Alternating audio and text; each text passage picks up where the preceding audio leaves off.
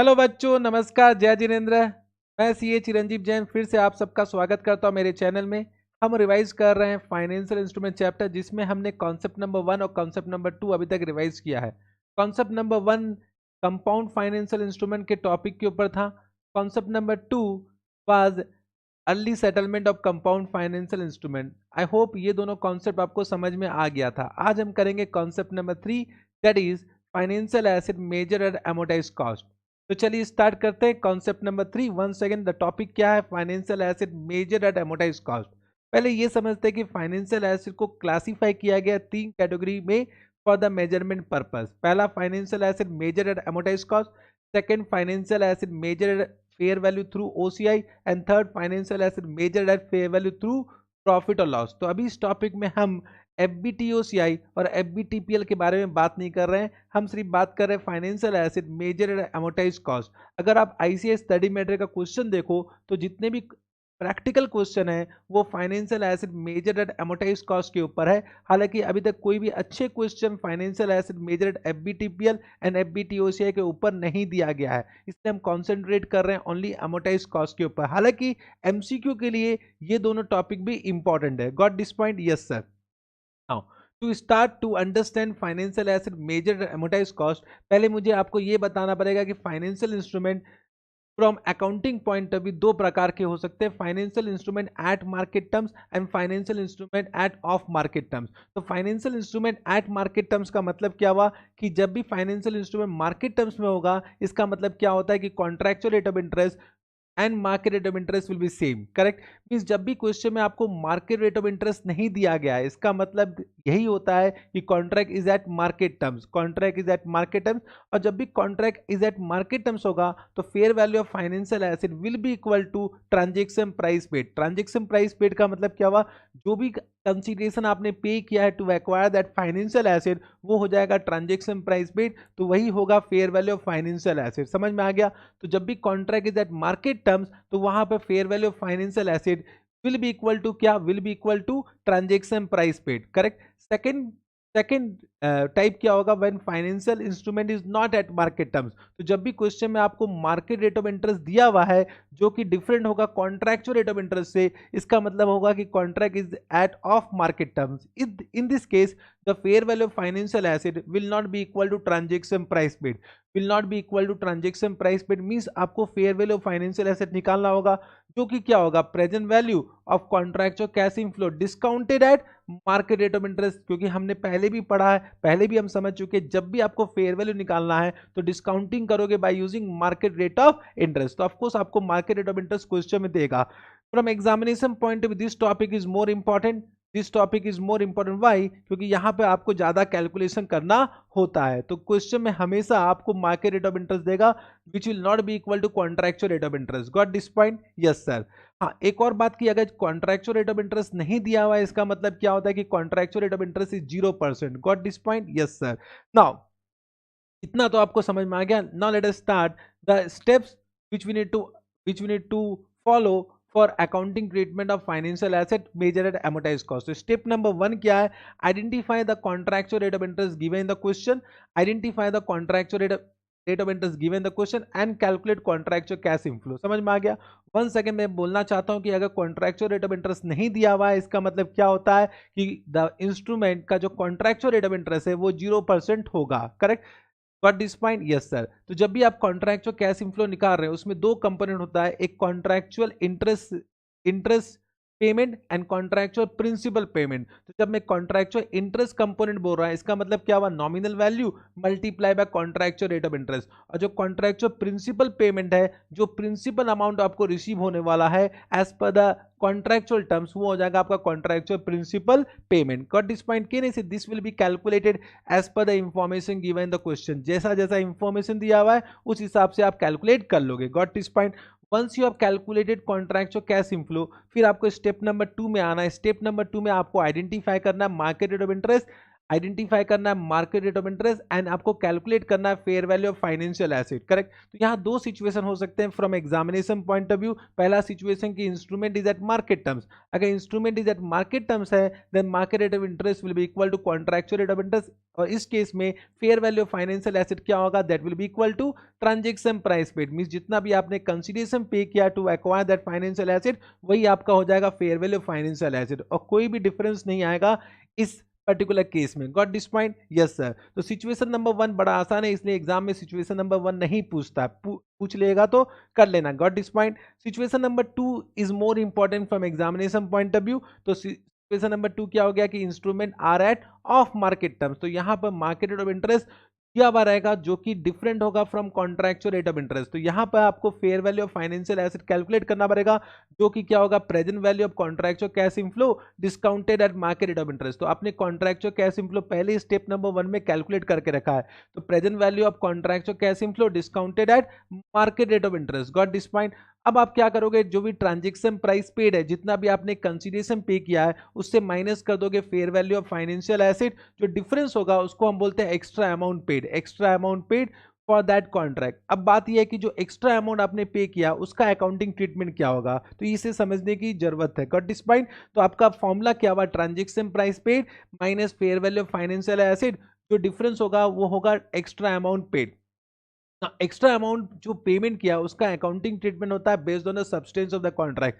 यहाँ दो सिचुएशन आ सकते हैं, कभी कभी क्वेश्चन में ये दिया रहेगा कि जो एक्स्ट्रा अमाउंट पे किया उसको कंपनसेट किया जाता है by receipt of some origination fee, means on the date of contract ही आपको कुछ दूसरे पार्टी से कुछ ओरिजिनेशन फी मिलेगा, that will be equal to the extra amount paid. तो अगर ऐसा है तो कहने से जितना आपने एक्स्ट्रा अमाउंट पे किया उतना आपको फीस मिल गया, तो अल्टीमेटली आपने नेट अमाउंट कितना पे किया, that will be equal to fair value of financial asset. तो जो आपका अकाउंटिंग ट्रीटमेंट होगा वो नेट अमाउंट से होगा, that will be equal to fair value of financial asset. Mean suppose आपने 100 रुपया पे किया, 80 रुपया आपका fair value of financial asset है, अब 20 रुपया आपने एक्स्ट्रा अमाउंट पे किया और आपको उसी दिन 20 रुपया दूसरे पार्टी से मिल गया, तो आपने पे कितना किया, 80 रुपया पे किया, तब आपका जर्नल एंट्री क्या होगा, financial asset account debit to bank 80 रुपया। तो आपको जो एक्स्ट्रा अमाउंट पे है, जो आपको ओरिजिनेशन फी मिला है, उसके लिए अलग से कोई जर्नल एंट्री पास करने की जरूरत नहीं है, वो कटा कटा हो जाएगा। Got this point? Yes sir.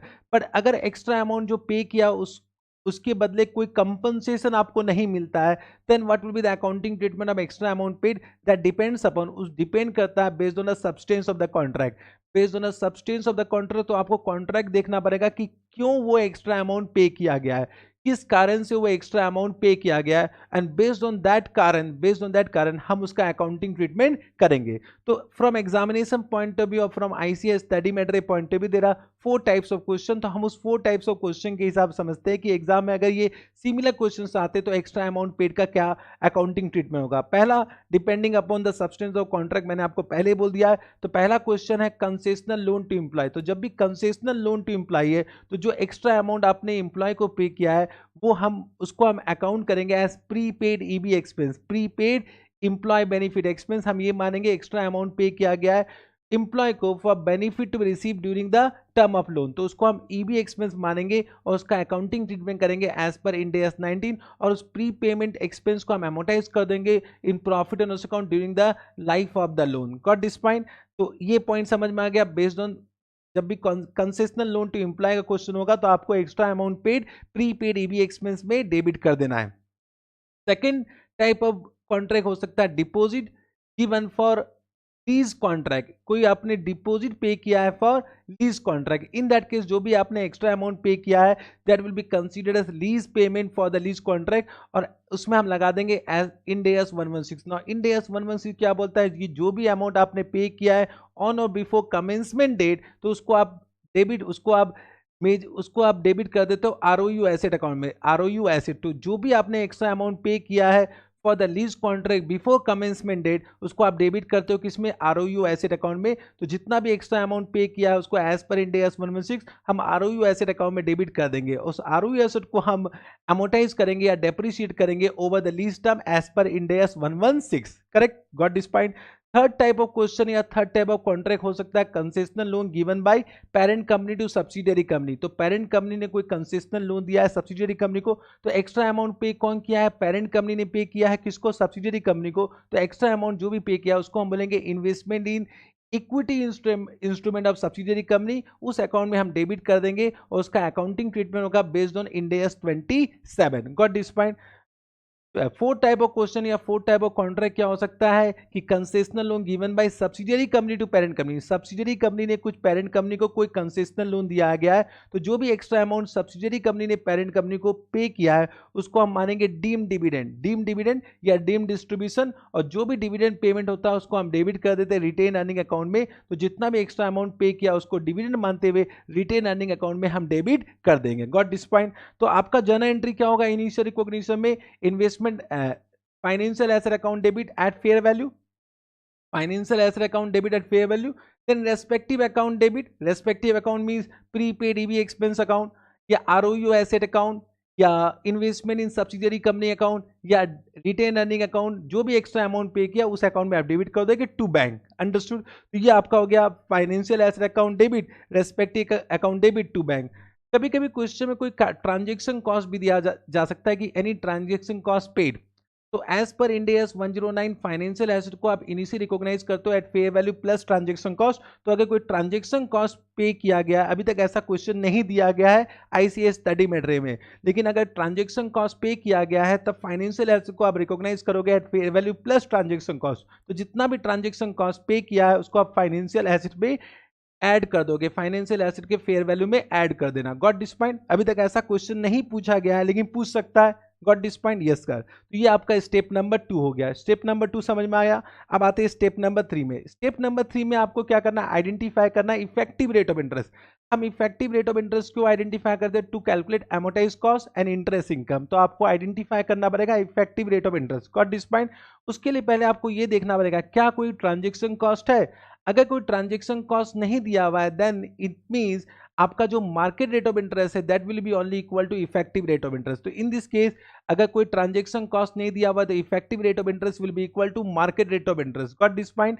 लेकिन अगर कोई ट्रांजेक्शन कॉस्ट दिया हुआ है, आज तक ऐसा क्वेश्चन नहीं पूछा गया, लेकिन ध्यान रखना इस केस में effective rate of interest will not be equal to market rate of interest. तो प्राय आपको effective rate of interest question में देगा, अगर नहीं दिया हुआ है तो आपको effective rate of interest calculate करना पड़ेगा।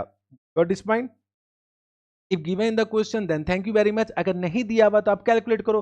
तो कैसे कैलकुलेट करेंगे, तो आपका effective rate of interest calculate करोगे बाय यूजिंग IRR कॉन्सेप्ट। कैसे लगाओगे, तो वो आपको एक रेट ऑफ इंटरेस्ट निकालना पड़ेगा जिसमें present value of contractual cash inflow should be equal to fair value plus transaction cost. तो आप निकाल सकते हो by heat and trial method by using IRR concept. Got this point. तो उस केस में इफेक्टिव रेट ऑफ इंटरेस्ट क्या होगा, मेरे साथ रिपीट कीजिए, that will be the rate of interest. उस रेट ऑफ इंटरेस्ट में present value of contractual cash inflow should be equal to fair value plus transaction cost. निकाल सकते हो, नहीं 99% आपको क्वेश्चन में इफेक्टिव रेट ऑफ इंटरेस्ट देगा। इतना समझ में आ गया। वंस यू हैव कैलकुलेटेड और identified effective rate of interest तो आप स्टेप नंबर 4 में आ जाइए और आपको कैलकुलेट करना है amortise cost by preparing one amortise cost table, और उसमें आपको इंटरेस्ट इनकम भी कैलकुलेट करना है। तो एक एमोटाइज कॉस्ट टेबल बनाइए वर्किंग नोट में। कैसे बनाओगे, पहले लिखोगे ईयर, फिर ओपनिंग रिसीवेबल, फिर आप इंटरेस्ट इनकम कैलकुलेट करो बाय अप्लाइंग EIR, फिर कॉन्ट्रैक्चुअल कैश इनफ्लो लिख दो, फिर ये जो क्लोजिंग बैलेंस आएगा that is nothing but amortise cost. तो फॉर्मूला क्या हो गया, opening balance plus interest income minus contractual cash inflow will be equal to closing balance that is closing receivable, वो कुछ नहीं है एमोटाइज कॉस्ट है। तो ये आप अपने आप टेबल बना सकते हो, बड़ा आसान है। इसको बनाने के बाद जो सब्सिक्वेंट अकाउंटिंग ट्रीटमेंट है वो कर लो। Subsequent accounting treatment means at the end of each year. तो पहले आप रिकॉग्नाइज करो इंटरेस्ट इनकम जो आपने कैलकुलेट किया है प्रीवियस टेबल में, तो क्या एंट्री पास करोगे, financial asset account debit to interest income. और जो भी कॉन्ट्रैक्चुअल कैश इनफ्लो आपको मिल रहा है at the end of the each year, उसके लिए क्या एंट्री पास करोगे, bank account debit to financial asset. हालांकि इस दोनों जर्नल एंट्री को आप कंपाउंड भी कर सकते हो। तो कंपाउंड जर्नल एंट्री क्या होगा मुझे बताइए, bank account debit to interest income, और जो डिफरेंस होगा उसको आप एडजस्ट कर दो फाइनेंशियल एसेट अकाउंट में।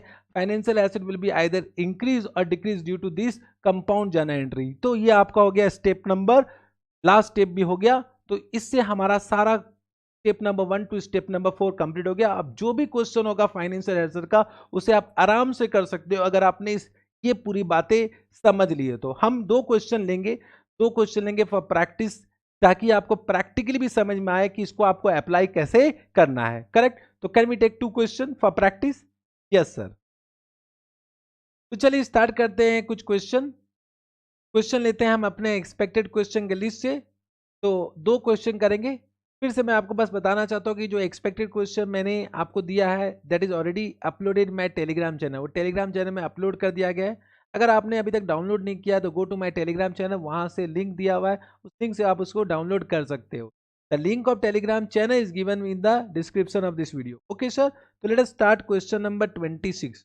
ओके, तो क्या दिया हुआ है? A limited has made a security deposit whose details are described below. Make necessary journal entry for the accounting of the deposit. Assume market interest rate for the deposit for similar period is 12%.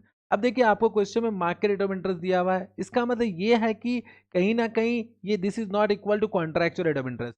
अब देखिए इस question में आपको contractual rate of interest नहीं दिया हुआ है। इसका मतलब contractual rate of interest will be at 0%। देखिए जब भी आप डिपॉजिट देते हो ना तो वो हमेशा इंटरेस्ट फ्री होता है, इसलिए आपको यहाँ पे कॉन्ट्रैक्चुअल रेट ऑफ इंटरेस्ट नहीं दिया हुआ है। तो ये मत मान लेना कि market rate of interest is equal to contractual rate of interest. अगर कॉन्ट्रैक्चुअल रेट ऑफ इंटरेस्ट नहीं दिया हुआ है तो इसका मतलब वो 0% है, और मार्केट रेट ऑफ इंटरेस्ट दिया हुआ है इसका मतलब the contract is at of market terms. Got this point? Yes sir. तो अब आपको देखना है कि इसका नेचर ऑफ कॉन्ट्रैक्ट क्या है। तो आप पढ़ोगे क्वेश्चन को, date of security deposit 1 April 2001 है। Date of security deposit finishing date दिया हुआ 31 मार्च 2006। तो ये क्या हो गया? 5 साल का टर्म हो गया। डिस्क्रिप्शन क्या है? लीज। तो लीज कॉन्ट्रैक्ट है, तो लीज कॉन्ट्रैक्ट में मैंने आपको बताया कि जो भी एक्स्ट्रा अमाउंट पेड होगा that will be considered as ROU asset. Got this point? Total lease period कितना है? 5 साल। डिस्काउंट रेट आपको 12% दिया, वो मार्केट रेट ऑफ इंटरेस्ट ही है। फिर सिक्योरिटी डिपॉजिट का अमाउंट कितना है? 10 lakh. Present value annuity factor भी आपको क्वेश्चन में दे दिया। अगर प्रेजेंट वैल्यू एन्युटी फैक्टर दे दिया है तो वही एन्युटी फैक्टर आपको यूज करना है। Determine how the above financial assets should be measured and briefly explain the measurement determine as such. तो आपको initial recognition and subsequent recognition के बारे में कुछ बता देना है। Make necessary journal entry for accounting of deposit in the first year and the last year. बड़ा सिंपल सा क्वेश्चन है। देखिए ये एक ऑफ मार्केट टर्म्स है, तो कॉन्ट्रैक्चुअल रेट ऑफ इंटरेस्ट, अगर कॉन्ट्रैक्चुअल रेट ऑफ इंटरेस्ट नहीं दिया हुआ है तो यहाँ पे आपको सिर्फ प्रिंसिपल अमाउंट रिसीव होगा। 5 साल के बाद 10 लाख रुपया अमाउंट रिसीव होगा। करेक्ट? तो आपका जो कॉन्ट्रैक्चुअल कैश इनफ्लो होगा that will be only principal component. वो 5 साल में आपको 10 लाख, 5 साल के अंत में आपको 10 लाख रुपये मिलेगा। फिर आपको आइडेंटिफाई करना है मार्केट रेट ऑफ इंटरेस्ट। तो आपको समझ में आ गया ये एट ऑफ मार्केट टर्म्स है। तो अब आपको fair value of financial asset निकालना है। वो क्या होगा? Present value of contractual cash inflow discounted at market rate of interest. तो आपको दे दिया हुआ है 0.567427, मल्टीप्लाई कर दो 10 लाख से, तो वो आपका हो जाएगा फेयर वैल्यू फाइनेंशियल एसेट। तो आपका फेयर वैल्यू फाइनेंशियल एसेट कितना आएगा? तो fair value financial asset will be equal to 5,67,427। अब आप क्या करो, जो ट्रांजेक्शन प्राइस पेड है, आपने कितना पे किया था शुरू में? कॉन्ट्रैक्ट के बिगनिंग में आपने 10 लाख रुपए पे किया डिपॉजिट में, तो 10 लाख माइनस 5,67,427, तो जो एक्स्ट्रा अमाउंट पे किया वो कितना हो जाएगा? 4,32,573। क्योंकि आपने इसको लीज कॉन्ट्रैक्ट के लिए पे किया है, तो जो भी आप पेमेंट करते हो ऑन और बिफोर कमेंसमेंट डेट उसको आप क्या बोलते हैं? ROU एसेट बोलते हो एज पर इंड AS 116। तो आपका जर्नल एंट्री क्या होगा? इस क्वेश्चन में पहला बात है ट्रांजेक्शन कॉस्ट भी नहीं दिया हुआ है। करेक्ट? तो आपका पहला जर्नल एंट्री होगा financial asset means loan receivable account debit, how much? 5,67,427, then ROU asset account debit 4,32,573 to bank. ये आपका जर्नल एंट्री हो गया। To bank means 10 lakh. फिर क्या करोगे आप? एक अमोर्टाइज कॉस्ट टेबल बनाओगे। अमोर्टाइज कॉस्ट टेबल बना लो। तो अमोर्टाइज कॉस्ट टेबल नहीं बनाया है इसमें, लेकिन आप 5,67,427 के ऊपर अमोर्टाइज कॉस्ट टेबल बना सकते हो। मैं आपको दिखा देता हूँ कैसे बनाना है अमोर्टाइज कॉस्ट टेबल। तो ये हमने बना कर रखा है, चेक करो। तो amortise cost table opening balance हो गया, इंटरेस्ट कैलकुलेट करोगे by using effective rate of interest. क्योंकि क्वेश्चन में ट्रांजेक्शन कॉस्ट नहीं दिया हुआ है तो effective rate of interest will be equal to market rate of interest that is equal to 12%। फिर आप माइनस कर दोगे कॉन्ट्रैक्ट कैश इनफ्लो, आपका क्लोजिंग बैलेंस आ जाएगा। तो पहला ओपनिंग रिसीवेबल आपका इतना अमाउंट आ गया, उसके ऊपर इंटरेस्ट आपने कैलकुलेट कर दिया। कॉन्ट्रैक्चुअल कैश इंटरेस्ट रिसिप्ट तो कुछ था ही नहीं, कॉन्ट्रैक्चुअल इंटरेस्ट रिसिप्ट कुछ नहीं था, तो ये आपका क्लोजिंग बैलेंस आ गया। Second year, third year, fourth year, fifth year में कर दो। फिर आपको जो 5 साल के अंत में आपको 10 लाख रुपए मिल जाएगा। तो उसका amortise cost will be equal to 10 lakh only at the end of the 5th year, got this point. फिर आपको क्या करना है, जर्नल एंट्री पास करना है, जर्नल एंट्री पास कर दो। पहला जर्नल एंट्री क्या हो गया, फाइनेंशियल एसेट मींस आप उसको सिक्योरिटी डिपॉजिट अकाउंट बोल दो, लोन रिसीवेबल अकाउंट बोल दो, कुछ भी बोल दो, deposit account debit, ROU asset account debit to bank. फिर आपको जो एंट्री पास करना है इनकम इंटरेस्ट इनकम का, क्या एंट्री पास करोगे, security deposit account debit to interest income. Amount तो कुछ कॉन्ट्रैक्ट और कैश इनफ्लो कुछ नहीं मिलता है, बट आरओयू एसेट को डेप्रिशिएट कर दो, depreciation account debit to ROU asset in 5 year divide by 5 कर दो। फिर second year, third year, fourth year में भी वही एंट्री पास कर दो। फिफ्थ ईयर में भी सिमिलर एंट्री पास करके 10 लाख रुपए आपको मिल जाएगा। तो क्या एंट्री पास करोगे अंत में, bank account debit to financial asset और सिक्योरिटी डिपॉजिट अकाउंट, 10 लाख रुपए मिल गया, खत्म कहानी। बड़ा आसान क्वेश्चन है, करेक्ट, गॉट दिस पॉइंट। एक और क्वेश्चन करते हैं, come to one more question, question 28। ये भी बड़ा इंपॉर्टेंट क्वेश्चन है from examination point of view. A limited issue redeemable preference share to holding company Z limited. तो ए लिमिटेड ने इशू किया redeemable preference shares, means Z limited ने पैसा दिया। आपको जब हम फाइनेंशियल एसेट के बारे में तो होल्डर के बारे में बात करें, मींस अभी हम बुक्स ऑफ होल्डर करें तो होल्डर कौन है यहाँ पे, जेड लिमिटेड, करेक्ट ना। इशूअर कौन है, ए लिमिटेड।